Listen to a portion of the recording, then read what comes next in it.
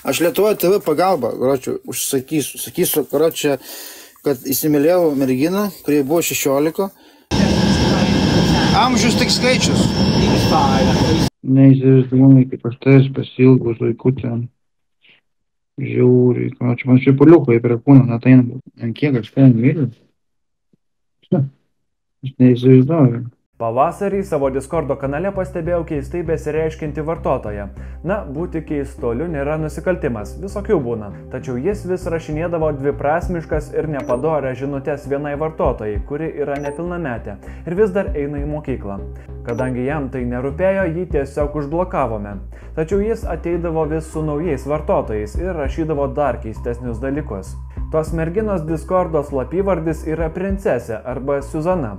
Aš jos tikrą vardą žinau, kažkada siunčiau konkurso laimėjimą, todėl žinau, kad tai nėra tikras jos vardas. Todėl ją šiandien galime vadinti Suzana. Sveika, Zuzana. Pažiūrėk, kaip išpešiau gražiai dėl tavęs. Su savo naujais batukais. Puma. Dėl tavęs išpešiau, mažylę.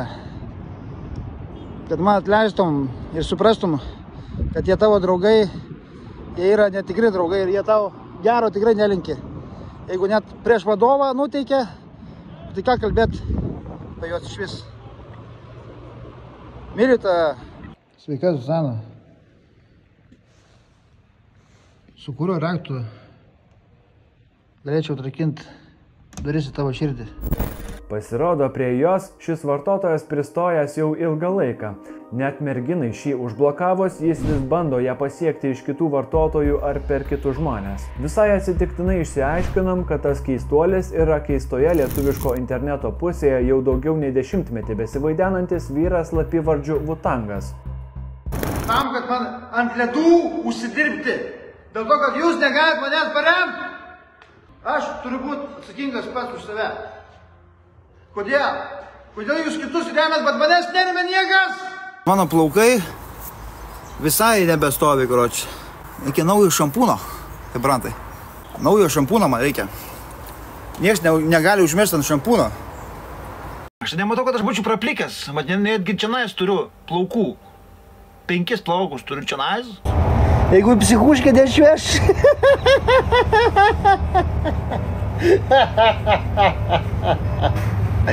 Nes dėl mano juoko gali psichuškė išvežti. Va, tradicinio pasiėmėm vieną. Ročia vieną bambolinos pasiėmėm.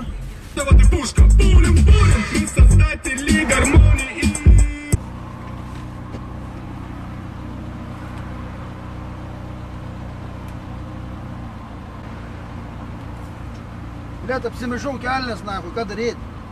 Ką? Oho, iš jos, na. 4 dantis turiu viršuje.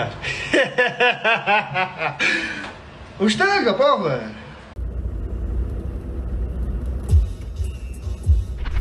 Apie savo meilę nepilnametį jis pradėjo kalbėti savo gyvose TikToko transliacijose. Visą tai jis bandė pateisinti, kad amžius tik skaičius ir tame nėra nieko blogo. Koks skirtumas iš kiek metų? Ne metuose esmė. Jeigu žmogų myli, tai metai nesvarbu. Įstatymai draudžia, bendraut nedraudžia. Įstatymų nėra tokių, kad neleistų bendraut. Nuo kada, karočią, amžius svarbu bendravimui? Aš nelabai suprantu. Iš pradžių pati Suzana manė, kad bendrauja su savo bendraamžiu, o visą situaciją papasakojo taip.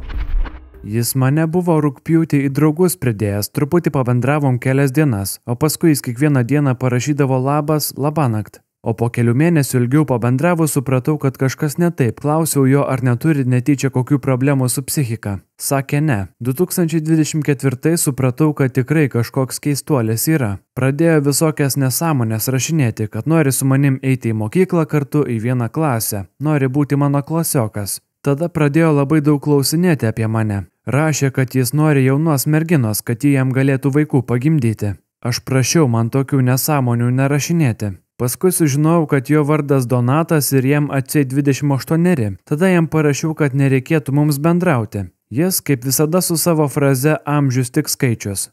Aš papasakojau apie tai keliems draugams ir suradome jo Facebooką. Pamatėme, kas per žmogus čia. Su draugais sakėme, kad jis tikrai atrodė vyresnis ir tikrai jam ne 28.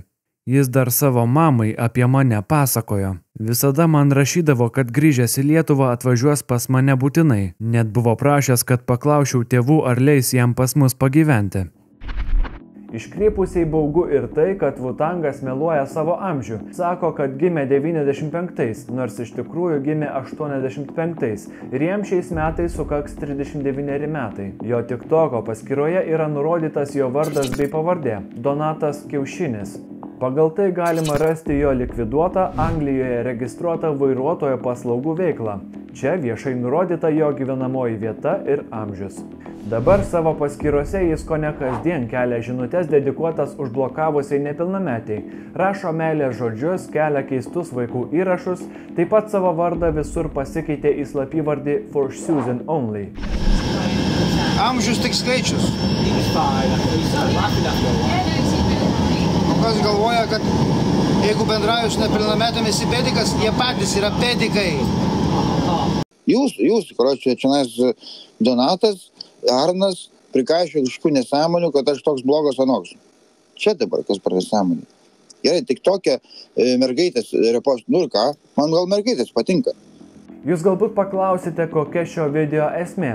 Tokia, kad apie tokius atvejus reikia kalbėti, kad internete slypi visokiausių iškrypėlių, kurie meluodami savo amžių bando prisigretinti prie nepilnamečių, o jos savo naivumu ir dėl gyvenimiškos patirties stokos kartais nesugeba to atpažinti. Štai pavyzdžiui, mūsiškis 16-metei siūlė atvažiuoti į mokyklą, gulėti vienoje lovoje, kartu apsigyventi, būti vaikų tėvų ir kitų šlykščių dalykų.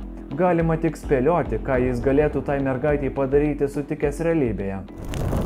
Pasakytų mamai, draugas grįžta iš Anglijos, sakė pas mane atvažiuos pagyvent pusiai metų. Atlaisvink kambarį jam ir viskas, manau leistų tikrai. Be problemų, tik paklaus nenori. Nu, o jei aš tau patikčiau, tikrai kaip ir vaikinas, ir kaip draugas, ir kaip vyras, būsimas vaikų tėvas. Aš nesijaučiu nei kiek senas, kad man 28, tai aš jau senas? Būna mamos pagimdo 14 ir po to 18, 24. 18 tai nėra jauna, aš norėčiau tokios dėl to, nes žinau, kad gali pagimdyti. Manau, tikrai kelis vaikučius užaugint galėtum iki pilnametystės. Gal visa ir nieko būtų su princese vienoj lovoj tokioje pamiegot. Angliškai tai vadinasi grooming. Tai iškrypėlių sukurta piramidės formos sistema. Kai suaugęs žmogus išsirenka nepilnametį, tada su juo nekaltai užmezga ryšį. Pradeda nuo paprasčiausių pokalbių, kol pamažu didina ir įgauna jo pasitikėjimą. Laikui bėgant savo melus didina, po truputį bando manipuliuoti iki pačio paskutinio laiptelio. Kai susigrūminęs arba emociškai užsiauginęs ar prisiaukinęs savo auką, susitinka realybėje su tikslu seksualiai išnaudoti.